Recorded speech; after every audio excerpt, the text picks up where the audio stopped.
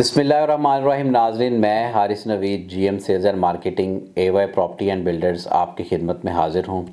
नाज़रीन, आपको मैं जो है वो लास्ट चंद दिनों से बहरिया के इर्द गिर्द जितनी सोसाइटीज़ थी, वो प्राइवेट हों या कोऑपरेटिव हों, वो आपके साथ में डिस्कस कर रहा था और अल्हम्दुलिल्लाह उसका मुझे बहुत अच्छा रिस्पांस आया है। लोगों के काफ़ी सवाल थे। हमारे मोअज़्ज़ज़ क्लाइंट जो बहरिया के अलावा जिनका बजट नहीं था, वो भी मेरे साथ इन टच हैं और उन्होंने इस चीज़ को काफ़ी सराहा है कि जो इर्द गिर्द की सोसाइटीज़ हैं, उनको भी जो है वो उनकी इन्फॉर्मेशन जो है वो प्रॉपर दी जाए। तो नाज़रीन, अभी मेरा ये सिलसिला अल्हम्दुलिल्लाह पूरा हो चुका है और मैं बहरिया टाउन के इर्द गिर्द जितनी सोसाइटीज़ थी, वो ख़्वाह प्राइवेट हों या कोऑपरेटिव हों, वो मैं आपके साथ सारी जो है वो डिस्कस कर चुका हूँ। वो अगर आप देखना चाहते हैं तो मेरे चैनल पे हर सोसाइटी जो है वो आप कैनाल गार्डन देख लें, सुखचैन देख लें, पाकिस्तान एटॉमिक एनर्जी देख लें, एनएफसी फ़ेज़ 2, एडब्ल्यूटी फ़ेज़ 2, सुई gas phase 2, new Lahore city. अल्हम्दुलिल्लाह मैंने सारी सोसाइटियों का जो है वो एक उसमें ब्रीफ जो है वो किया है कि उसके अंदर क्या रेट्स हैं, कौन कौन सी उनके अंदर प्लॉट कैटेगरीज़ हैं, किस किस में क्या नेगेटिव और पॉजिटिव एस्पेक्ट्स हैं, वो सारे आपके साथ डिस्कस किए हैं। नाज़रीन, अब इस डिस्कशन के बाद मैं ये समझता हूँ कि आपके सामने एक कंपैरिजन रखा जाए कि जिसके अंदर आपको बताया जाए कि रिहाइश के लिए बहरिया टाउन बेहतर है या दूसरी सोसाइटीज़ बेहतर हैं, या इसके बरक्स इन्वेस्टमेंट जो है वो किस जगह करनी चाहिए, कोऑपरेटिव सोसाइटी में करनी चाहिए या प्राइवेट सोसाइटी में करनी चाहिए, रिहाइश किस स्केल में अच्छी है, लिविंग स्टैंडर्ड किसका अच्छा है, फैसिलिटीज़ वाइज कौन सी जगह बेहतर रहती है, कम्युनिटी किसकी अच्छी बिल्ड होती है। तो आज आपके सामने मैं एक ये जो है कंपैरिजन पेश करूंगा, जिससे उम्मीद है कि आपको समझ आएगी मेरे मोअज़्ज़ज़ क्लाइंट्स को कि हमें अपनी अगर रिहाइश रखनी है तो फिर कौन सी चीज़ बेहतर है, कौन सी सोसाइटी बेहतर है, अगर इन्वेस्टमेंट करनी है तो फिर कौन सी सोसाइटी बेहतर है। अब देखें कि मैं आपके सामने सबसे पहले लेके चलूँगा इन्वेस्टमेंट के हवाले से। इन्वेस्टमेंट जो होती है वो हमेशा आपने याद रखना है कि जो प्राइवेट सोसाइटीज़ होती हैं उनमें इन्वेस्टर की इन्वॉल्वमेंट होती है। इन्वेस्टर की इन्वॉल्वमेंट इसलिए होती है क्योंकि जो प्राइवेट सोसाइटी का ऑनर होता है उसकी जो है वो अपना फ़ंड जनरेशन जो है वो अपना इन्वेस्टर के ज़रिए करता है, तो उसमें इन्वेस्टर की इन्वॉल्वमेंट होती है, वो उसको एग्ज़िट उन्होंने देना होता है, तो रेट जो है वो बड़ी तेज़ी से ऊपर नीचे उसमें होते हैं। और बिज़नेस अपॉर्चुनिटी भी ज़ाहिर है वहाँ पे ज़्यादा है। इन्वेस्टर जब वहाँ पे आएगा, वहाँ पे डीलर्स को इंगेज किया जाएगा, वहाँ पे बड़े बड़े ऑफिसेज़ खुलेंगे, वहाँ पे फिर रेंटल इनकम भी उस तरह की होगी, कमर्शियल चीज़ें जो हैं वो कमर्शियल एक्टिविटी वहाँ पे बड़ी जल्दी ग्रो करेगी। उसके बरक्स अगर आप कोऑपरेटिव सोसाइटी में जाते हैं तो कोऑपरेटिव सोसाइटी में फ़ंड जनरेशन का कोई इतना जो है वो उनको नहीं होता। उनका जो बॉडी वो चूज़ करते हैं उसमें जो है वो वन मैन शो नहीं होता। आपने 3 साल बाद जो है वो आप जो जितने उसके मेंबर्स होते हैं वो एक बॉडी को इलेक्ट करते हैं और वो 3 साल जो है फिर सोसाइटी के मामलात को चलाती है। तो उसमें कोऑपरेटिव में आपको ये चीज़ देखने को नहीं मिलेगी। इन्वेस्टमेंट अगर आप करेंगे तो चीज़ें काफ़ी स्लोली ऊपर जाएंगी और वहाँ पे दिन आहिस्ता आहिस्ता जो है वो रेट्स ऊपर जाएंगे, तेज़ी से नहीं जाएंगे और उसमें इन्वेस्टर की इन्वॉल्वमेंट कम है। फ़ंड जनरेशन जो है वो सोसाइटी खुद ही करती है। वो अपने जो फंड्स हैं वो ट्रांसफ़र फ़ीसों की मद में या मेंटेनेंस चार्जेस की मद में वो जो है वो लेती है और उसमें उनका फ़ंड जनरेशन होता है। इसीलिए वहाँ पे बिज़नेस एक्टिविटी भी इस तरह की नहीं होती और जो है वो कम्युनिटी बिज़नेस कम्युनिटी भी इस तरह बिल्ड नहीं हो सकती। तो इन्वेस्टमेंट के हवाले से मैं आपको ये मशवरा दूंगा कि आप कोऑपरेटिव के बजाय प्राइवेट सोसाइटी का रुख करें, लेकिन इसमें आपने ये चीज़ का ख्याल रखना है कि वो जो प्राइवेट सोसाइटी है वेल नोन होनी चाहिए और उसके जो मामलात हैं वो ओके हों, अप्रूवल्स हर किस्म की हों उसके अंदर। तो ये सारी चीज़ें पीछे जो उसके ऑनर्स हैं वो काफ़ी स्ट्रांग हो, ग्रुप अच्छा हो, इन चीज़ों को आपने मद्देनज़र रखना है। अगर मैं बताता चलूँ तो रिहाइश के एतबार से, तो नाज़रीन रिहाइश को अगर मैं लूँ, जो मेरा दूसरी चीज़ है, जो दूसरा पॉइंट है, ये मैं अगर आपके साथ इसका कंपैरिजन करूँ तो इसी तरह मैं सबसे पहले प्राइवेट में अगर आऊँ तो प्राइवेट में जो है वो रिहाइश मेरे नज़दीक थोड़ी सी महंगी होती है। अगर बहरिया का ही हम कंपैरिजन करें तो यहाँ लिविंग महंगी है क्योंकि ये बिजली अपनी बहरिया दे रहा है, वो ज़ाहिर है बिजली के रेट्स का फ़र्क है।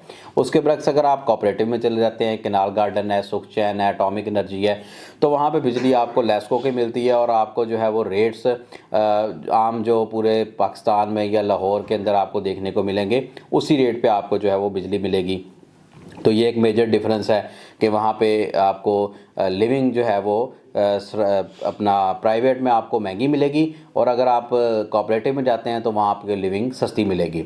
और इसी तरह अगर आप उसमें देखेंगे कि जो कम्युनिटी है, कम्युनिटी मेरी नज़र में जो प्राइवेट सोसाइटीज़ हैं उनकी कम्युनिटी से ज़्यादा बेहतर कोऑपरेटिव की होती है। प्राइवेट में जो है वो ज़ाहिर है इर्द गिर्द से लोग काफ़ी आते हैं, इन्वेस्टर की इन्वॉल्वमेंट बड़ी होती है, रेंटल इनकम जो है वो बड़ी अच्छी होती है, जिसकी वजह से आपको जगह जगह से जो है वो किराएदार आपको मिलेंगे, तो वहाँ आपके कम्युनिटी स्टैंडर्ड बिल्ड नहीं हो पाएंगे। कम्प्लेक्स का शिकार लोग लेते हैं उसमें, मतलब मैं ये कहूँगा कि उसमें हर किस्म की कैटेगरी, बिजनेसमैन भी, जॉब पेशा भी, वहाँ पे आपको हर किस्म की कम्युनिटी देखने को मिलेगी। कोऑपरेटिव में इसके बरक्स है, कोऑपरेटिव में जो है वो लोग सुलझे हुए आपको मिलेंगे और पढ़े लिखे लोग मिलेंगे आपको। वहाँ की जो कम्युनिटी है वो बड़ी अच्छी होगी। वहाँ पे बाउंडिंग लोगों की जो है वो as compare to private societies वो बहुत ज़्यादा आपको अच्छी देखने को मिलेगी। खुशी गमी में लोग आपके साथ ज़्यादा होंगे, आपको ज्वाइन करेंगे। प्राइवेट सोसाइटीज़ में इस चीज़ का जो है वो फुकदान है।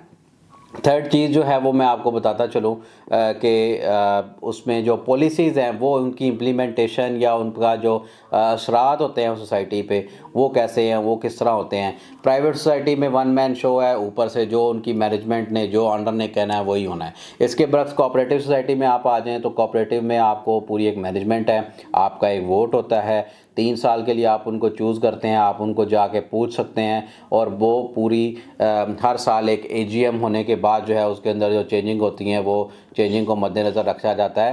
कुछ प्रॉब्लम्स आते ज़रूर हैं कोऑपरेटिव में, मैं ये नहीं कहता कि कोऑपरेटिव में कोई प्रॉब्लम नहीं होते, लेकिन फिर भी एज़ कम्पेयर टू जो है सरकारी, एज़ कम्पेयर टू जो प्राइवेट सोसाइटी है उसकी निस्बत कोऑपरेटिव सोसाइटी के अंदर जो है वो आप जो है कोई भी चीज़ जो है वो उनकी मैनेजमेंट अपनी मर्ज़ी से इतनी आसानी से नहीं कर सकती। जबकि प्राइवेट सोसाइटीज़ में क्या है कि जी आज कोई फ़ीस चेंज करनी है तो बस एक नोटिफिकेशन आ जाएगा, उसमें अगर रोड बंद करना है कोई तो वो उनकी मर्ज़ी है, उनके गार्ड्स आएंगे रोड बंद कर देंगे, आप वहाँ पे कुछ नहीं कर सकते। कोई फ़ीसेस हैं, कोई चार्जेस हैं, वो जो उनकी पॉलिसी होगी वो ऊपर से आएगी, आप एज ए इंडिविजुअल उसके अंदर कुछ इंटरफेरेंस नहीं कर सकते, जो मैं ये समझता हूँ कि अच्छी चीज़ नहीं है। हालांकि रिहायशी उसके अंदर रह रहे हैं, उनका स्टेक है, उनको भी उनकी भी एक कमेटी होनी चाहिए जिसकी मामलात वो डिस्कस करें। और ये चीज़ें प्राइवेट सोसाइटीज़ में हमें देखने को मिलती हैं कि जो वो चीज़ मालिक कान की तरफ से कह दी जाती है बस वो इम्प्लीमेंट हो जाती है, उसके ऊपर कोई जो है वो आप एक्शन नहीं ले सकते या उसको आप रीडू नहीं करवा सकते। तो ये एक मैं समझता हूँ कि इसमें नेगेटिव पहलू है प्राइवेट सोसाइटीज़ का, कोऑपरेटिव सोसाइटी इसमें बेहतर है। और उसके बरक्स अगर आप चाहते हैं कंस्ट्रक्शन या अकोमोडेशन जो है वो आपको ज़्यादा बेहतर कहाँ मिल सकती है, तो मैं ये समझता हूँ कि जो प्राइवेट सोसाइटीज़ हैं, प्राइवेट सोसाइटी में जो आप देखें कि उसमें इससे देखें कि कोऑपरेटिव सोसाइटी में आप अगर घर बनाते हैं 5 मरले का या 10 मरले का या 1 कनाल का, उसमें आपको इतनी सख्तियां नहीं हैं। आप इवन कि आप देखें ट्रिपल स्टोरी घर बना सकते हैं, जबकि प्राइवेट सोसाइटीज़ में आपको अलाउ नहीं है उस तरह किया जाता। उनके अपने डिज़ाइन विंग्स हैं, अपने उनके मामलात हैं, उनके अपने चार्जेज़ हैं, वो बड़े मोटे ताज़े चार्जेज़ हैं, ट्रांसफ़र के ख़र्चे बड़े ज़्यादा हैं। अब आप देखें कि अगर मैं बहरिया का कंपैरिजन इर्द गिर्द करूँ जितनी सोसाइटीज़ हैं, तो आपको 5 मरले का 3-3 मंजिला भी अलाउ है, आपका कवर्ड एरिया ज़्यादा है। जबकि बहरिया में आपको अगर 5 मरले का ही मैं कंपैरिजन करूँ तो आपको अकोमोडेशन सिर्फ 3 बेड की मिलेगी, इससे ज़्यादा आपको नहीं मिलेगी।